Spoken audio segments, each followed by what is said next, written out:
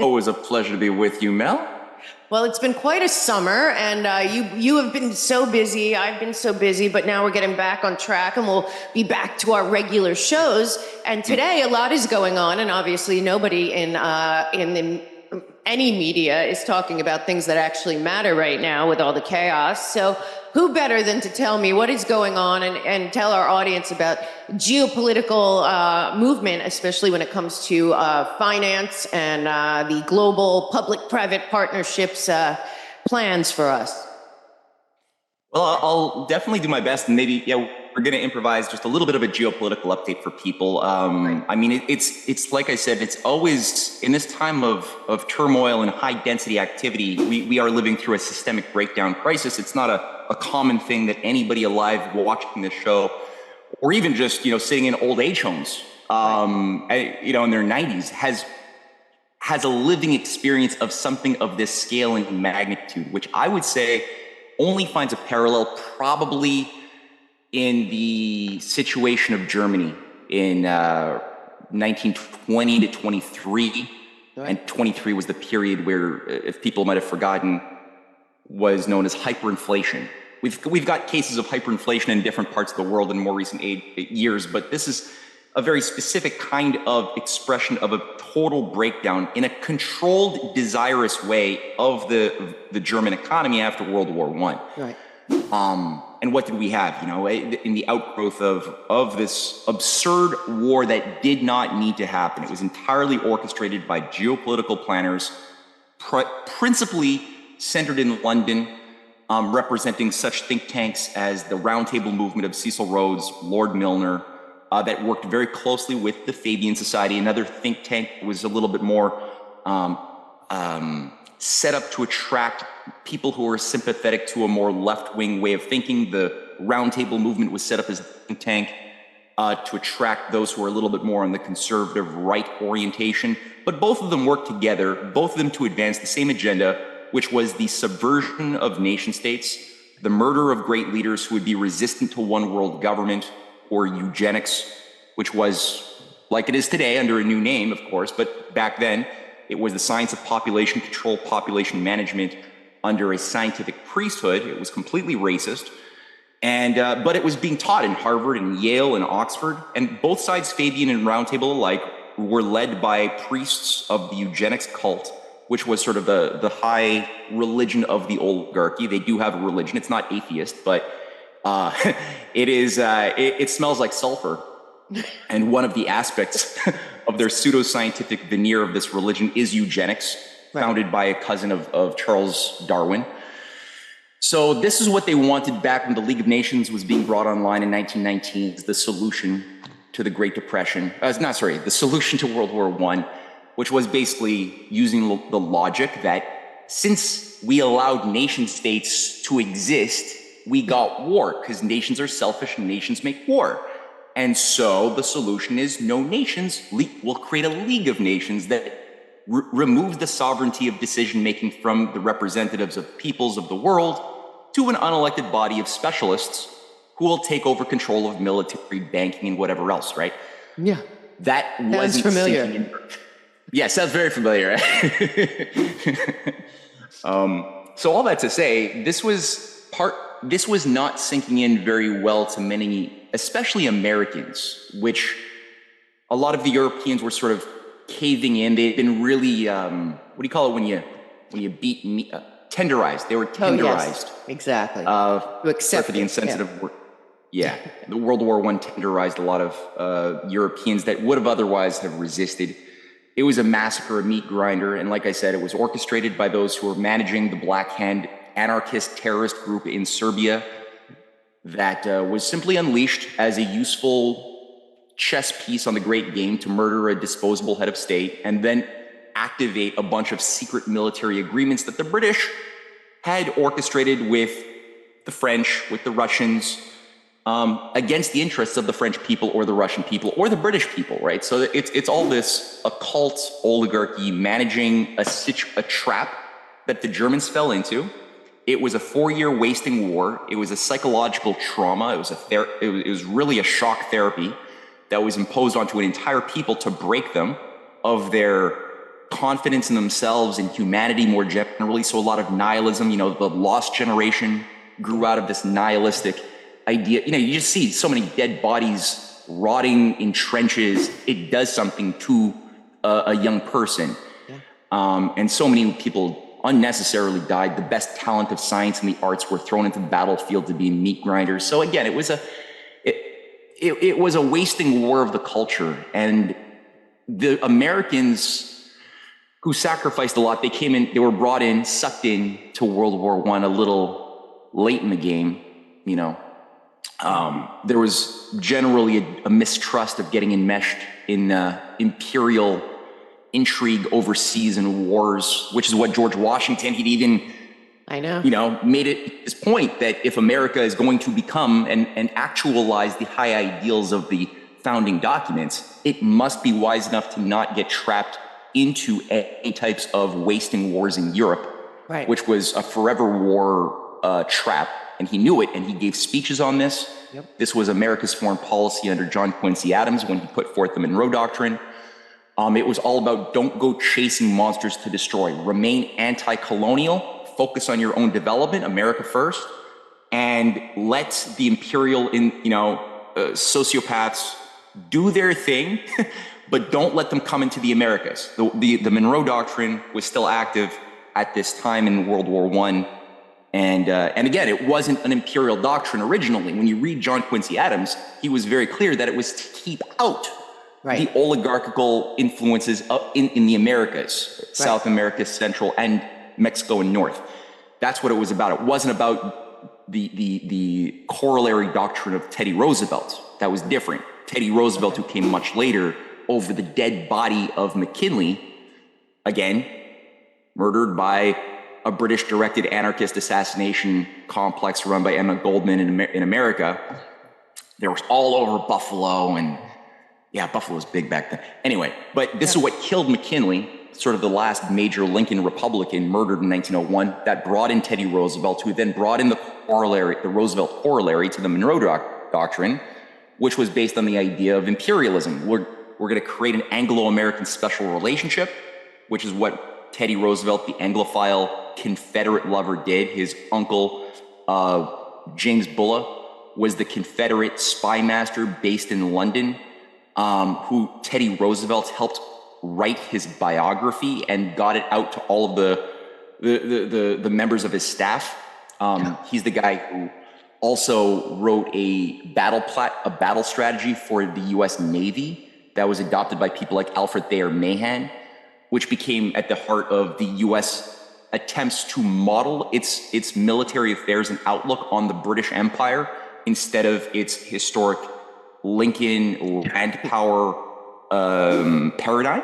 So that's what Teddy Roosevelt brought in, was all of this garbage of geopolitics, pro-British imperialism, and started getting the U.S. into foreign entanglements, right? This is what Smedley Butler, the general who went on TV in the 30s, exposed, saying, look, I was assigned to overthrow governments in the Philippines, in Mexico, for big oil, for the Morgan, JP Morgan Rockefeller complex. And he went through a list from Venezuela, Nicaragua, all of South America, Asia, of the US already in the 1890s, Hawaii, being used as a battering ram to destroy legitimate governments for the interests of a private financier class that didn't even care about American people. They just wanted to use the power of America to expand and project power. So again, this is why people don't like the Monroe Doctrine today, because under the worst presidents, like Teddy Roosevelt, it did a lot of damage, and there was a battle.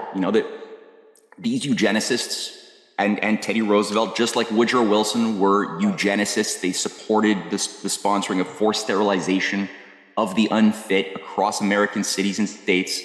They also were working to bring in things like the Pilgrim Society, which was a British outfit created in London, and that was installed in America in 1902 to coordinate the infiltration of British assets like Rhodes Scholars, Fabian-trained, indoctrinated ideologues like Walter Lippmann, who were brought in to the governing councils of Teddy Roosevelt and especially Woodrow Wilson.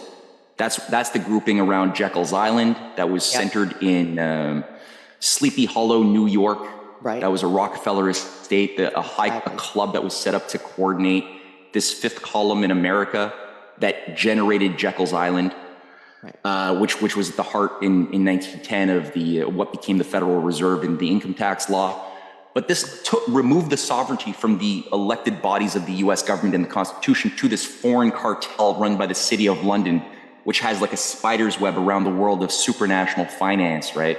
And it brought things in like economic power into this foreign entity over the destinies of American people. And they were still fighting to keep America out of World War I, but it didn't work. At a certain point, there were enough nefarious operations, inside jobs like 9/11 that were done back then. In this case, you had the sinking of the Lusitania, a complete inside job. It was orchestrated in 1915. Didn't have to happen. It was done by design, and you had occult Anglo-German assets. And I'm saying German because you had people like Aleister Crowley, who was a British asset, a British agent, acting like he was a German patriot in the United States, in New York, working with George Sylvester Virake, who becomes the official Nazi representative to the USA.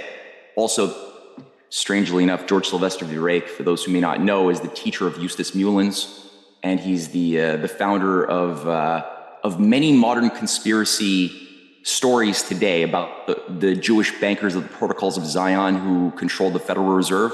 That's George Sylvester Virake, who was the primary German occultist. He was a Satanist, worked with Crowley. They did sex magic together.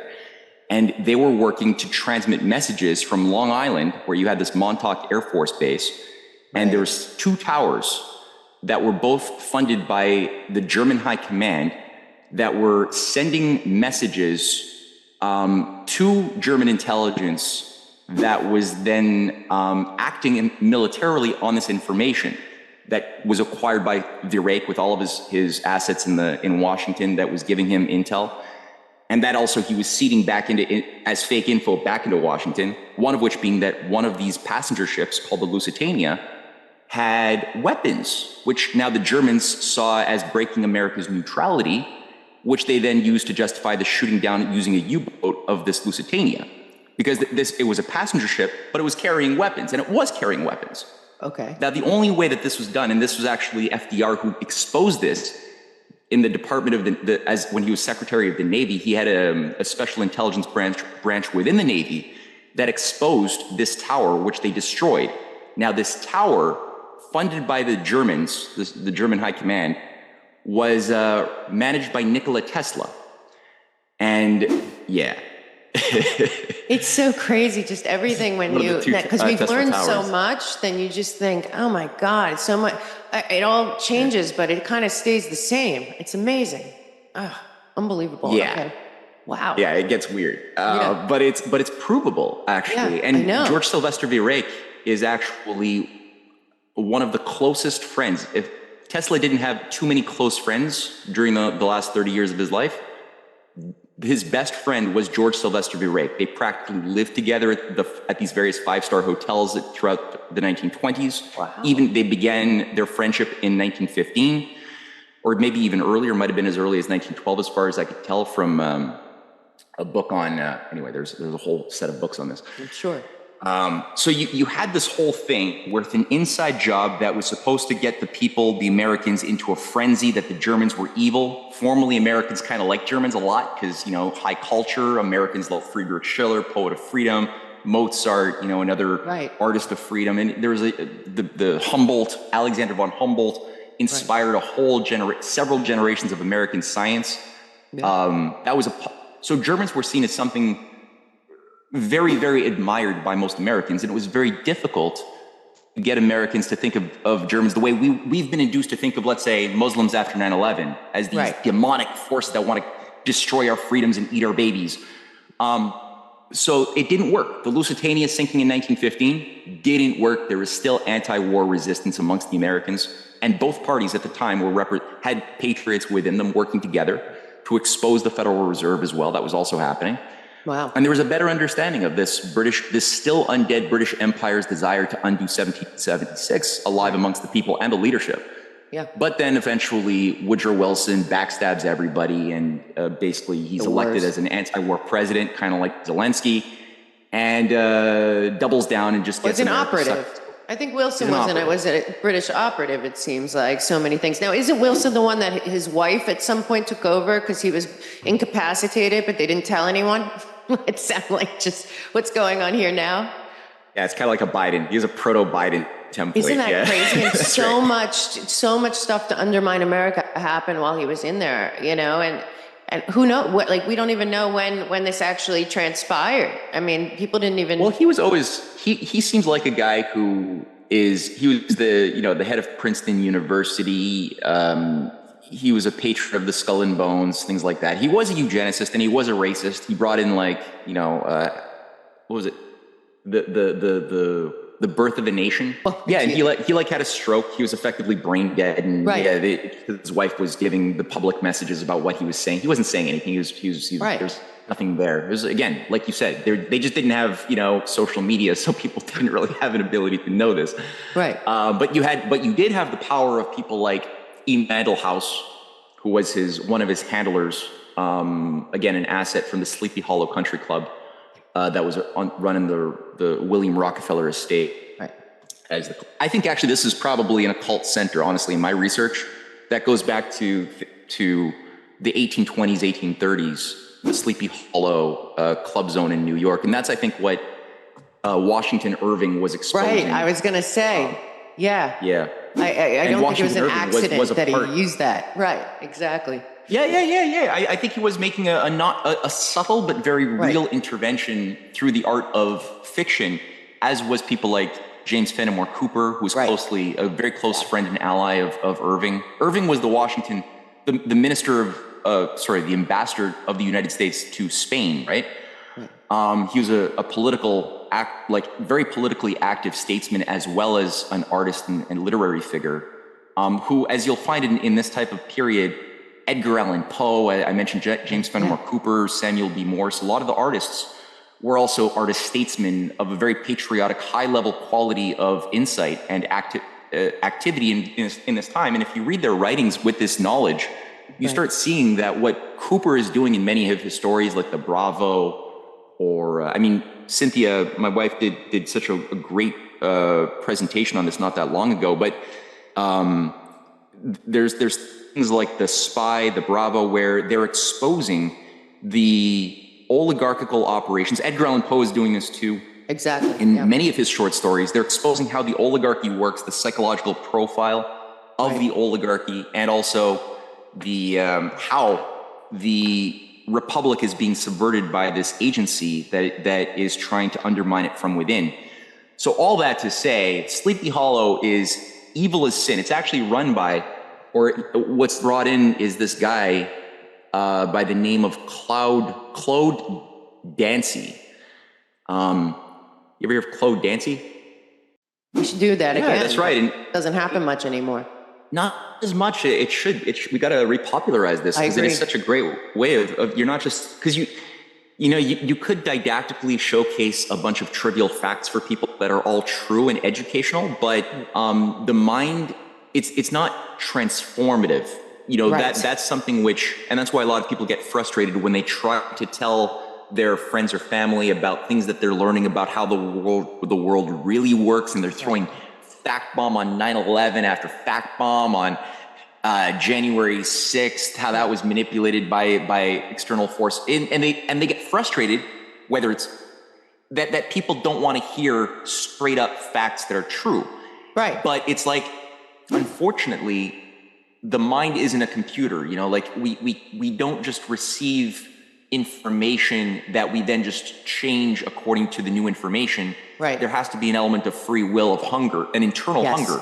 Yes. So to spark that hunger is difficult, to get that paradox, the perplexity in the mind subjectively of a person, such that they're like, something is not fitting what a deeply held belief I thought explained reality, and now something is itching my brain. A splinter, a paradox is something is haunting me. and I want to resolve it. I want to get it out. I want to resolve the paradox. That hunger is really something that can be best induced, or not induced, but awoken, I guess is a better way of saying it. It's not coming into us. It's being awoken from our soul. Yeah, absolutely. No, I couldn't agree more. And you know, it's you people often, I think they can appreciate some aspects of how centralized our mainstream media has become. You know, that there's data that showcases how back in 1981 there was something like 50 different owners of the various dominant print and televised and radio media platforms that were available for people to access an idea of what is reality outside of their immediate empirical life. Today it's something like what, 3 5, maybe? I'm not even sure. 5, and that includes film, TV, publishing, all. Right. Like Disney alone control like a fourth of all entertainment and information, everything, right? And then you've got Then you go to the board of directors, and it's really way smaller than that. Yeah, it's like exactly. Then you got these, people like sitting on the same board or 2 different boards, same person. Right. Exactly. And then you start seeing that, okay, a lot of these people are members. They participate in things like the Bilderberger Group. They're steering committee members, even in some cases, of the Bilderberger Association. Council of Foreign Relations, a lot. Yeah. Yeah, exactly. And both of these things are not American, though they exert a vast amount of influence over the United States. In the case of the Council on Foreign Relations, which again controls a lot of the books about our idea of who like the biographies that are really promoted by the New York Times or the Guardian or these big names that then shape the sacred stories or the filters through which we're supposed to look at different personalities, biographies of people like whatever, John F. Kennedy or Martin Luther King or Roosevelt or whomever, or Lincoln. We're given these very specific controlled narrative framers to have sold their soul to the forces managing things like the Council on Foreign Relations. And then you're like, well, what is the Council on Foreign Relations such that it has so much power over the psyche of the people and the policies of the people? You know, Foreign Policy magazine is hugely influential. And it's like, well, this thing that Hillary Clinton called the mothership, is the American branch of the British Roundtable movement. It was created, you know, I was just mentioning 1919, the period of the British Empire's solution to the nation state problem expressed by World War I, which they themselves had orchestrated, was, okay, not just League of Nations world government, but we'll need to penetrate and permeate various governments of the world, utilizing a control nexus of think tanks that we'll call the Royal Institutes for International Affairs. We'll have a branch in the UK that's the mothership of the motherships, and inside of Canada, they created one here called the Canadian Institute for International Affairs. In Australia, the Australian Institute. You get the point. In America, they couldn't call it that because, again, Americans were still pretty smart about foreign, especially British manipulations of America, especially funded by things like Cecil Rhodes and his Rhodes Trust, because that's what this was. The Roundtable movement is the Rhodes Trust, funded by the massive amounts of money looted by Cecil Rhodes while he was creating things like De Beers, Warner Ho, the South Africa Trading Company, all of these things. He ran Rhodesia.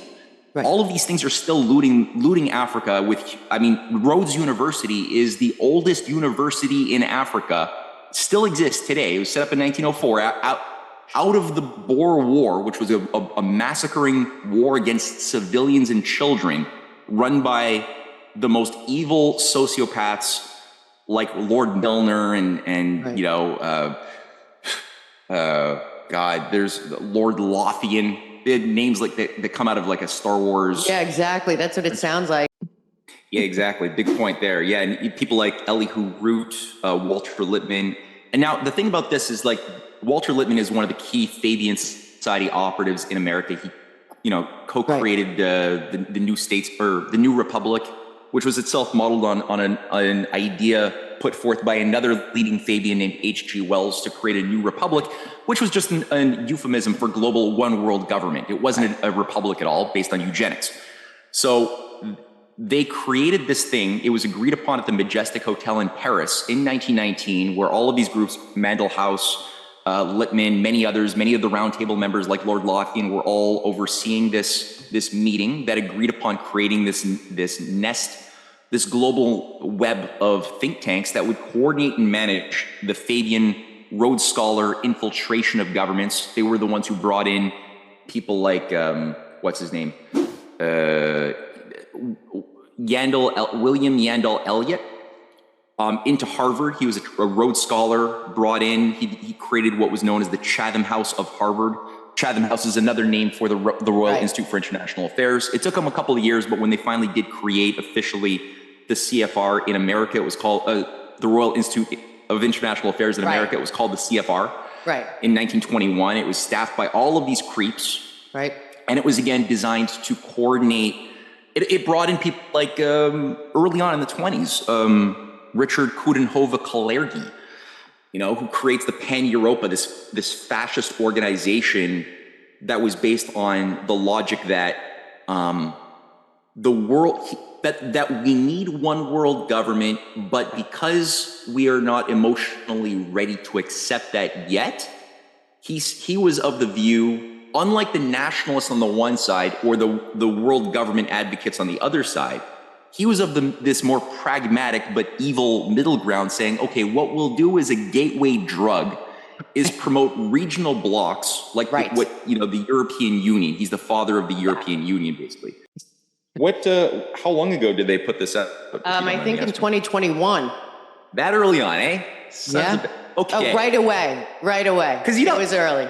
Because it's funny, right? Like they wanted to do the Amaro back under George Bush Jr. and Dick Cheney, and there was already a discussion for a North American Union under the Amaro, but there was enough pushback and I think enough awareness at the time that it derailed the plan to advance it during the war, the immediate wake of the War on Terror, right? Which was, I think, a period where there was a plan, there was a scenario that was activated to utilize the blowout of the banking system with the subprimes back in 2008 and 2009. 100%, right. To initiate everything. 100%, I agree with that. Yeah, but they didn't go through with it. They probably didn't find that the world chemistry was ripe for that at the moment. There was a little bit too much pushback, and I think that that some time was won for us to have this type of conversation. So that's good that there were these little mini victories to defeat the attempt at an eco-fascist world order. I mean, keep in mind, COP14 was 2009 as well, right? And that was, again, part of that Green New Deal, get nations to sign on to a pact to get rid of all of their sovereignty to an unelected body of scientific experts to manage the decarbonization of the world. That was November 2009.